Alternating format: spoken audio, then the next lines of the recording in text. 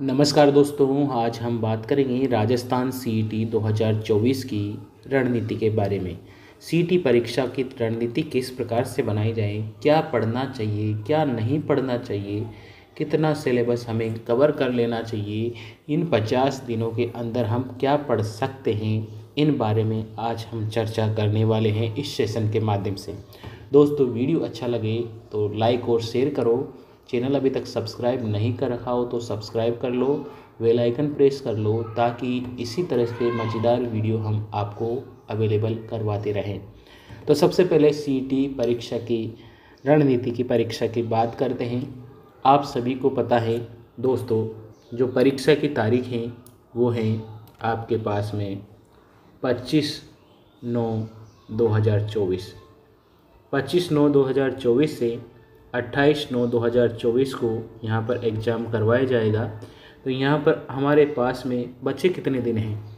बचे हैं, देखो, सबसे पहले आज तारीख हो गई है 9, मान के चलिए 10, ठीक है। तो 20 दिन तो हमारे पास में यहाँ पर बचे हैं और 25 दिन वो बचे हैं, यानी कि टोटल मिला के हमारे पास हो गए हैं 45 दिन।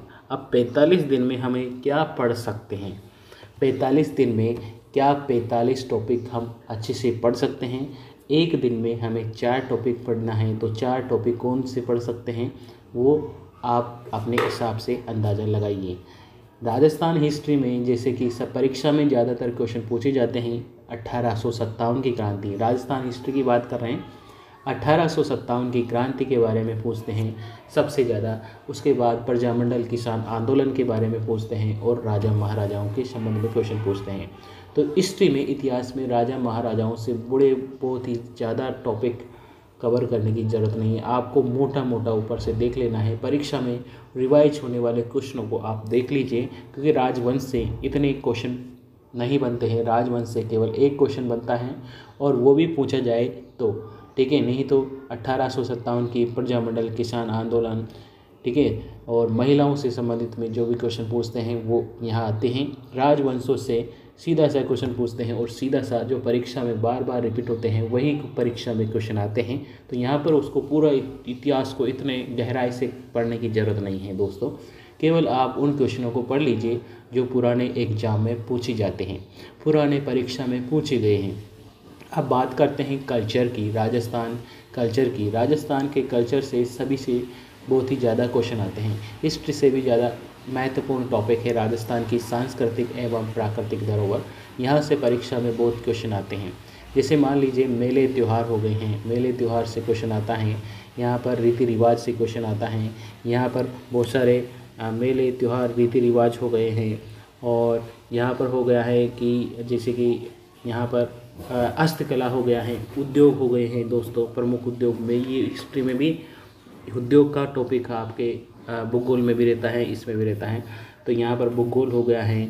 और यहाँ पर जैसे लोक देवता हो गए हैं, देवता पढ़ने हैं, ठीक है। और यहाँ पर हो गए हैं आपके देवता के बाद हो गए हैं वहाँ की जो हस्तकला है, हस्तकला पढ़ लेना है, ठीक है, हस्तकला पढ़ लेना है। और आपके बहुत सारे टॉपिक ऐसे रहते हैं जो परीक्षा में आते रहते हैं।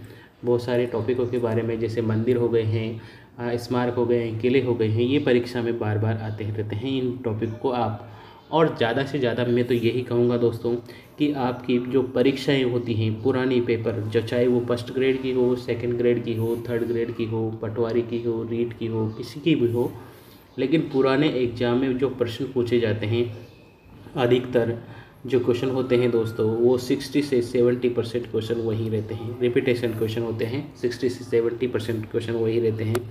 अब करंट की बात करें कि करंट में क्या पढ़ना चाहिए, करंट जीके में क्या पढ़ें, तो करंट जीके में आपको 3 महीने का करंट आपको आना चाहिए, क्योंकि 3 महीने की करंट आपको यहाँ पर पूछी जाएगा। बिल्कुल आप एक मूमल की किताब ले लीजिए। कौन सी किताब को रेफ़र करेंगे हम? मूमल की किताब रहती है जो परीक्षा में आती हैं।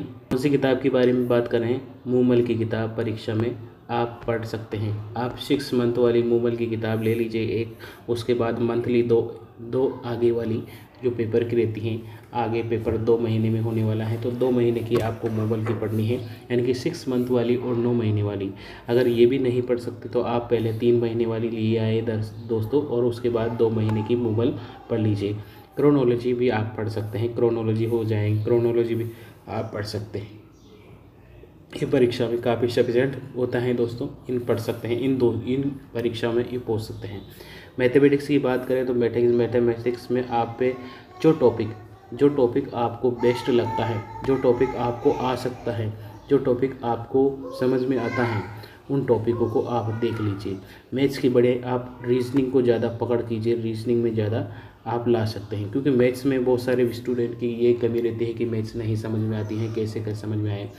क्यों समझ में आएगी दोस्तों? अगर आपने ज़िंदगी में कभी मैथ्स को महत्व ही नहीं दिया है तो महत्व अब समझ में आने वाली नहीं रहती हैं, ठीक है। तो आप एक साथ अगर मैथ्स पढ़ेंगे तो कभी समझ में नहीं आएगी, धीरे धीरे मैथ्स समझ में आती हैं।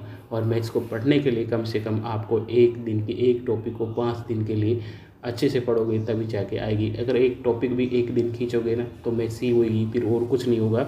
इसलिए मैथ्स में उन्हीं टॉपिक का चयन करें दोस्तों जो आपको बढ़िया अच्छे से आते हैं, उन्हीं टॉपिकों को आप अच्छे से पढ़ लें। बात करें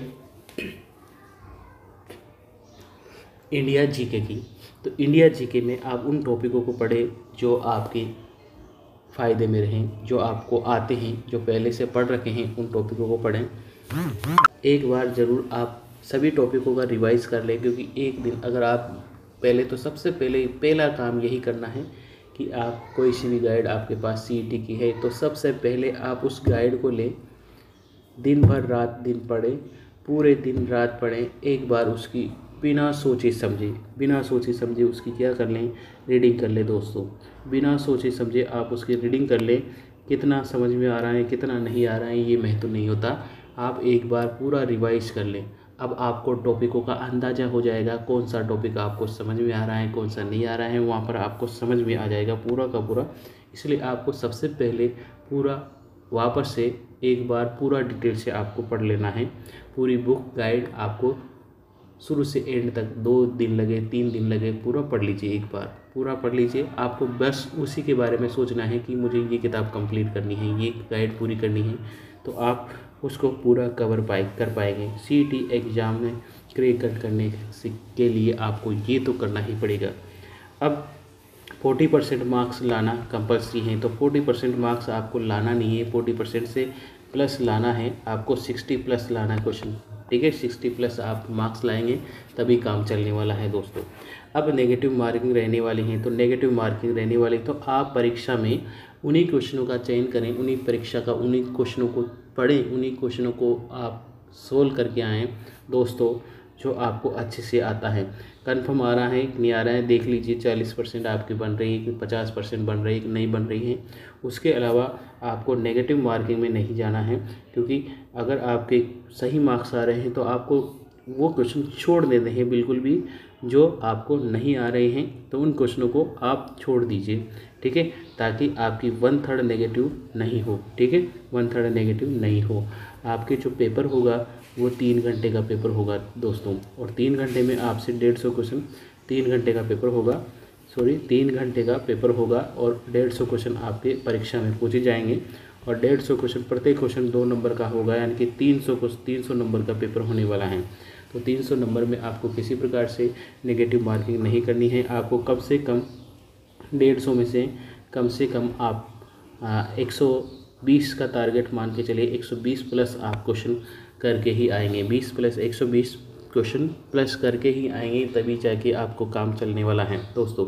ये आप आज हमने सीईटी के बारे में डिस्कस किया है। आपको अच्छा लगा हो वीडियो दोस्तों तो लाइक और शेयर बनता है। चैनल अभी तक सब्सक्राइब नहीं कर रखा हो तो सब्सक्राइब कर लीजिए, बेल आइकन प्रेस कर लीजिए, ताकि आने वाली वीडियो की नोटिफिकेशन आपको मिल जाए। धन्यवाद। जय हिंद, जय भारत।